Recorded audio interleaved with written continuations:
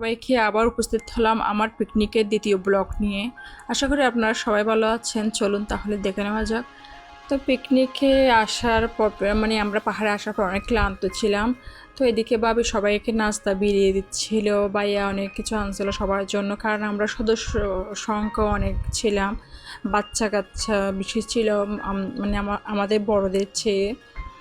তো এদিকে দেখি আবার ভাইয়া পেঁয়াজ, টমেটো, চাল এসব আনছে। তো আমরা বললাম চাল আর পেঁয়াজ তো বাড়িতে খেয়ে আনছি, সরি চাল বাড়ি থেকে আনি নাই, পেঁয়াজ টমেটো এগুলা বাড়ি থেকে আনা হয়েছিল, চালটা আনা হয় নাই কারণ এখানে পোলাও করা হবে, যার কারণে চাল আমরা বাসা থেকে আনি নাই, পোলাও চাল দোকান থেকে আনছিল।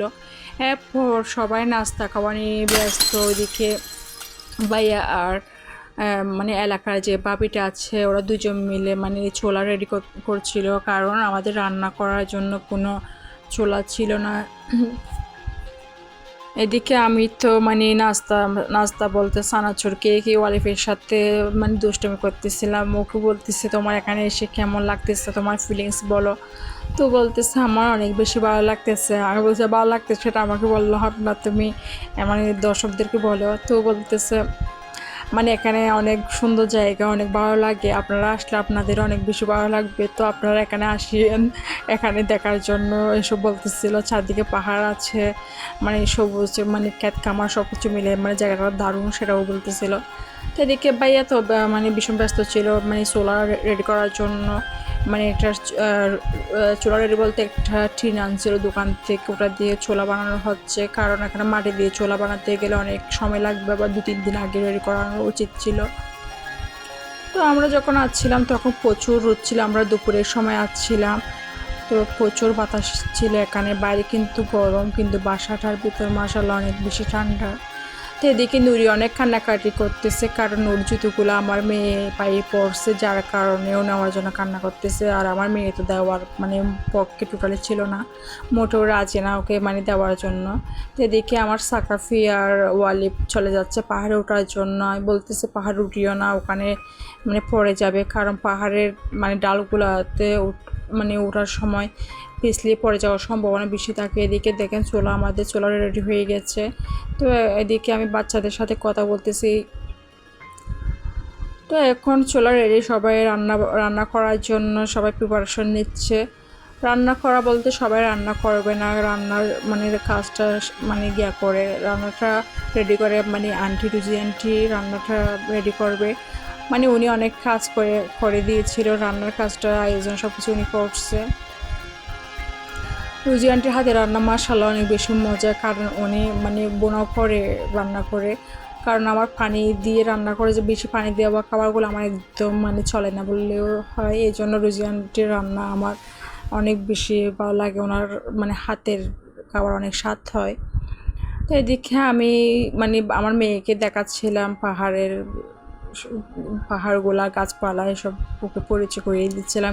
এদিকে দেখেন সবাই ছোলা কোথায় রাখবে, কোন জায়গায় রান্না হবে সেগুলা ঠিক করতেছিল বাবিটা। তো আমার মতন ওয়ালিফও ব্যস্ত ছিল ভিডিও করা নিয়ে। এদিকে দেখেন ছোলায় আগুন ধরিয়ে দেওয়া হয়েছে, শেষ পর্যন্ত আমরা পারছি আর কি। আমি আর ওয়ালিফ ভিডিও করার কাজে ব্যস্ত ছিলাম, আর রুজি আন্টি রান্নার কাজে ব্যস্ত।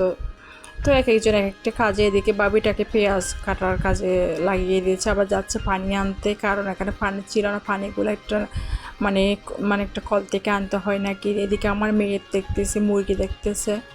তা ভাইয়া নাকি বাবিটাকে সকাল থেকে দেশি মুরগি দেখার জন্য বলছিল, বেচারি অনেক খোঁজাখুঁজি করার পরও দেশি মুরগি পায় না, সেটা আমাদেরকে বলতেছে আমি সকাল থেকে অনেক খোঁজাখুঁজি করছিলাম, মুরগি কোথাও পাই নাই। তো এই জন্য ভাইয়া দোকান থেকে আবার আমাদের জন্য এই যে সোনালি মুরগি আছে ওইগুলো আনে। তো মুরগিগুলো কাটাকাটি হয় না, এরা কি রুচি আন্টি বলতেছে পোলাওগুলো আগে রান্না করে ফেলি, রান্না হয়ে গেলে তারপর মাংসগুলো বসাই দেবো। তো এই জন্য আন্টি এদিকে পোলাও রান্না করার জন্য পোলাও কাজে খুবই ব্যস্ত। বেচারি বসার কোনো জায়গা ছিল না, যার কারণে দাঁড়িয়ে পানি খেতে হচ্ছে না। তো এইগুলো ব্যবস্থা করতেছে, দেখতেছে ভাবি এসে হাত লাগাচ্ছে, সবাই একটু একটু করে হাত লাগাচ্ছিল, পিকনিক বলে কথা। তো তো আমাদের এদিকে পোলাওর পেরাস্তা ফ্রাই রেডি। এদিকে আবার দেখতেছি ভাবি একটা এই বাদ নাড়ার জন্য একটা কাঠি রেডি করতেছে। তো বাচ্চারা এগুলো দেখতেছিল। এদিকে মানে ওয়াসানা তার নুরি তো মানে খেলতেছে একসাথে। তো আমার মেয়েটা ভালোভাবে হাঁটতে পারছে না, কারণ জায়গাটা একটু উঁচু নিচু টাইপের, এই জন্য। ওয়ালিফ আর সাকাফি তো মানে ওরা কি করবে ওরা নিজেও জানে না, কত যে ব্যস্ত হয়ে পড়ছে ওরা নিজেরাই। তো এদিকে বেরেস্তা রেডি হয়ে গেছে, এরপর মানে ভাতগুলো রান্না হবে। তো এদিকে ভাবি কাঠি রেডি করে ফেলেছে, আন্টিকে দেখাচ্ছে কীভাবে নাড়তে পারবে। আন্টি বলতেছে এটা তো হয় নাই, মানে একটু নর্মাল টাইপ হয়েছে আর কি। এই জন্য ভাবি নেড়ে দেখাচ্ছে যে এর কীভাবে ভালো করে বানাবো। আর এর দুজনে মানে ইয়ে করতেছিল, তর্কি করতেছিল কাঠি নিয়ে। তো শেষ পর্যন্ত কাঠিতে দুই আন্টি ওনার কাজে ব্যবহার করতেছিল। তো এদিকে আন্টিকে একটু একটু করে ভাবে সাহায্য করতেছিল প্রতিটি কাজে। এদিকে চাল ডেলে দিচ্ছে। তো এই জায়গাটা সত্যি অনেক ভালো লাগে। আমি কখনো পাহাড়ে এসে পিকনিক করি না, এই ফার্স্ট আমার পিকনিক। আমার অনেক বেশি ভালো লাগছিল। হয়তো অনেকে পাহাড়ে গিয়ে পিকনিক করে, তো এটাই আমার জীবনের ফার্স্ট পিকনিক পাহাড়ে। ছোটোবেলায় অনেক পিকনিক করতাম, কিন্তু বাড়িতে করতাম আর কি উঠানে আমাদের পুকুর পাড়ে পিকনিক করা হতো। কখনো মানে বাইরে গিয়ে পিকনিক করা হয় নাই। এই ফার্স্ট করছিতে মুরগিগুলো এখনও কাটা হয় নাই।